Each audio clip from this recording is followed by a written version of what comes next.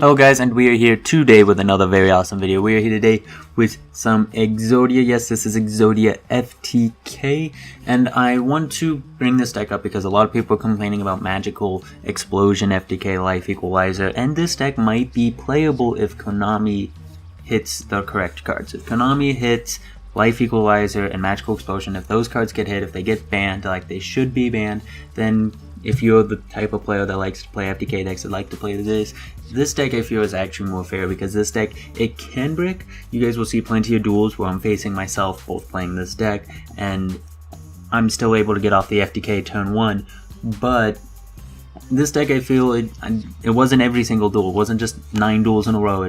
I did lose a couple duels where I went first and I played, and honestly, if this deck went second, it might be able to win. It might be able to win if it went second and just have that extra draw. And I mean, the only card you have to be afraid of is MST and quick play spell cards or trap cards that can destroy things here, or maybe in a strike, maybe Solemn Strike.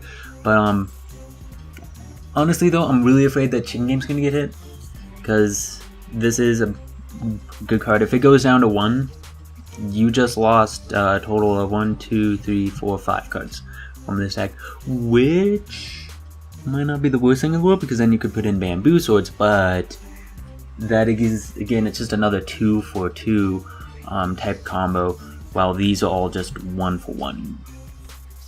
And so this deck definitely though is extremely consistent. You guys just have to see it in the duels. As far as Magical Cylinder and everything goes, yes, these decks are bad. Yes, they make the game unfair. I'd really wish they created a tier system so that way decks that didn't abuse Chicken Game, decks that didn't abuse Royal Magical Library could run them if they wanted to, but Konami doesn't want to create a tier system. But anyways, I'll just go into this deck and explain some of the choices. So we're only wanting 2 level 8s and 2 trade-ins. To me, that's not true. We're wanting 3 level 8s, because you can always add Erebus back. In fact, you can honestly add Erebus back and use them for both of these, and then Hand Destruction as well. But in order to do so, you have to ditch a Monarch Spell Trap card, which does mess with our Monarch Spell and Trap cards, because as you see, we're running 6, 1 for each. Now of course, if you have to use a Pan Deity on a Pan Deity, then that means you're gonna have another 2 Tenacities that have no use. That's what the Hand Destruction's in there for, because there are plenty of cards that have no use, such as example the second Royal Magical Library. It does nothing for this deck whatsoever to draw into another one. That's what Hand Destruction's there for. So of course, and honestly, not even 2.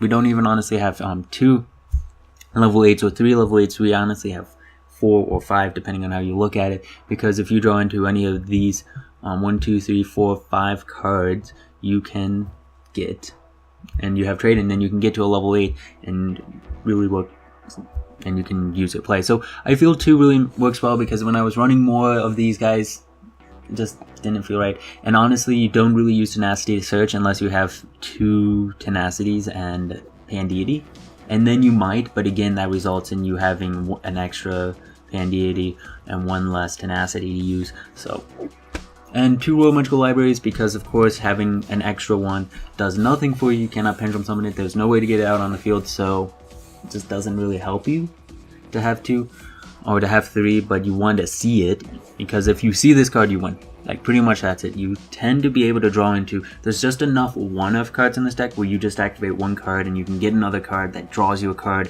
and there's just enough that you are able to go plus enough for those 2 cards for your Pan Deities, to see a Tenacity, for your trade-ins, to see a level 8, for all of those combos.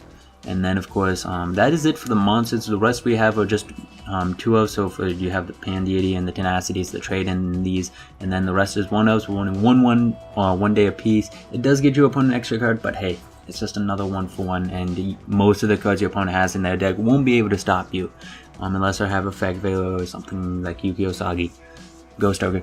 And then of course, triple upstarts, triple terraforming. Terraforming can become a dead card if you don't see it and you just see the Chicken Game and Pseudo Space naturally by drawing into those instead of terraforming, which is upsetting. But I mean, that's a total of 1, 2, 3, so 7 cards already that are good 1-for-1s.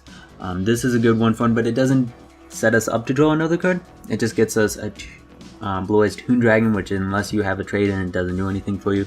Magical Mallet is a -1, but if you have Royal Magical Library, I really don't see it as a -1 at that point, because it gets you 1 counter for the 3 you need to draw, and you should be able to put in enough cards in your deck where you draw 2 more.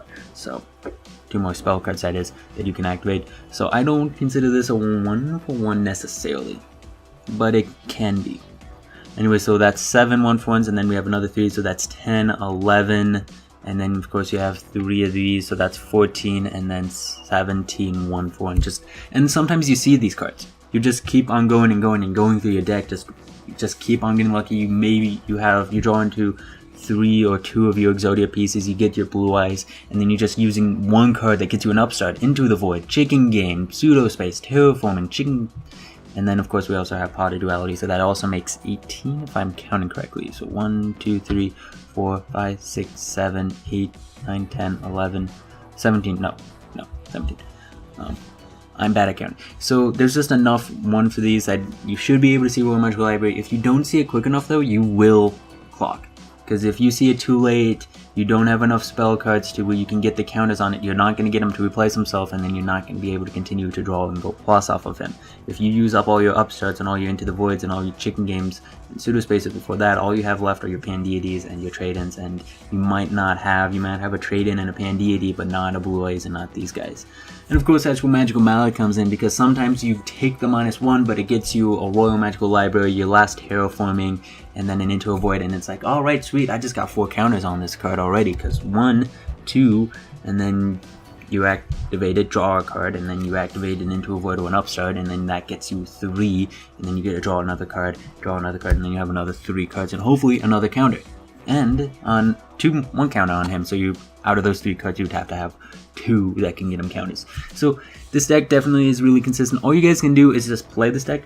Do note though, you cannot play this deck against Deathbot. I know I said in one of my last deck profiles, if you're playing a deck like this to face a Deathbot, I tried to do that. I realized that the Deathbot doesn't really work when you use Pan-Deity's effect to search. He might give you a card, he might not. But if you don't want to make people angry and deal with people quitting every single game, host a match and join it. You can join your own matches that you're hosting, and so that makes it a lot easier just to face yourself. You can honestly, because I mean, there's not a lot of cards that can stop this. Not a lot. Like, I mean, what are people gonna do? Like, yeah, if they Twin Twister you, that's sad, but Royal Magical Library thing. Like, this deck is meant to win the dice roll, go first, win, goes in game 2, your opponent goes first. You probably lose that. Maybe you might still win, because I mean, there's no guarantee that your opponent drew into Twin Twist, or no guarantee that your opponent drew into Solemn Strike or Solemn Warning or anything that can stop this. So you might win that, but if you don't, then you get to go first game 3 and win. And like I did say that sometimes this deck breaks. All decks break. If you draw into 4 Exodia pieces on trade-in, congratulations. But you can take a turn. If you did not activate Into the Void and you drew 1 day a piece, it might not be a bad idea. If you don't think your hand is there, you have that Into the Void in your hand, and you're like, I might not draw a card that can help me. I might draw into Blue Eyes. I might draw into Pan-Deity, and I have too many Exodia pieces or just not enough combo cards where I can continue drawing, so I'm going to wait a turn to get that extra draw. I won't die because I just 1 day to pieced me, and your opponent won't have a lot of cards. They're not going to have a lot of cards. No, yes, if you're facing Rogue, if you're facing like DDs, they're going to have some cards, because I'm going to be able to, with DDs, because I play DDs, I have Witch, which can pop Royal Magical Library. I have Twin Twister, but then again, there's no guarantee that I draw into those. I'll probably have Witch, because there's 2 cards I can get to Witch, Kepler and Geet, but again, there's no guarantee. And so this deck can win. It can still brick. It's a lot more fair than Magical Cylinder and Magical Explosion, because in that deck, there's only 2 cards you're trying to draw into, 2 dead cards that don't help you. This, there's 5. There's 5 cards, and unless you get all 5, they're not doing anything for you. So I feel it's a little bit more fair than that. If Konami hits those, I'd be okay with Exodia being a thing. I just don't want to see Chicken Game get hit, because so many times Exodia and FTK decks just put cards at either at 1, such as 1 day a piece, which is a completely decent card, and could be at 2. Honestly, it could be at 3. It gives your opponent a +1. It's just that you don't take damage. But Exodia put it at 1. And this is why we need a tier system, because come on, Gladiator Beast with Gladiator Beast with Potted Greed, they're not gonna win against Draco Pals. Like, if you had a tier system where tier 4 decks and tier 5 decks or really bad decks could just play Potted Greed at 1, or Graceful Charity at 1 still, I mean, I wouldn't say at 3, but at 1, those decks, it helped, but it doesn't guarantee that they'll be able to destroy the meta. It's just, like, this is the only deck that really abuses those cards. Like, yes, Draco Pals would be completely stupid with Pot of Greed. I'm not saying that they should have Pot of Greed. I'm not saying Cosmos should have Pot of Greed. But older decks, maybe. If you guys want to hear about what a tier system should look like and how a tier system should work, if one of you guys just post a comment, how would a tier system work? I'll go over an entire video with you guys on how a tier system would work in the Yu-Gi-Oh! The only problem is that it might not make Konami money, and so that is why they won't do it. Anyways, hope you guys enjoyed this deck profile. Just stay tuned for the duels. I understand that right now, as I'm making this video, there is not a ban list. There could be a ban list out, and it could just completely devastate Chicken Game and the whatnot. If Chicken Game goes out, like I said, you can run Bamboo Sword, you can run Dark World Dealings. There's a variety of cards that you could put in if Chicken Game goes out. It's just that there won't be 1-for-1s, which is a little bit unfortunate. So again, hope you guys enjoyed this deck. Don't forget to leave a like, comment, and subscribe. See you guys later. Bye.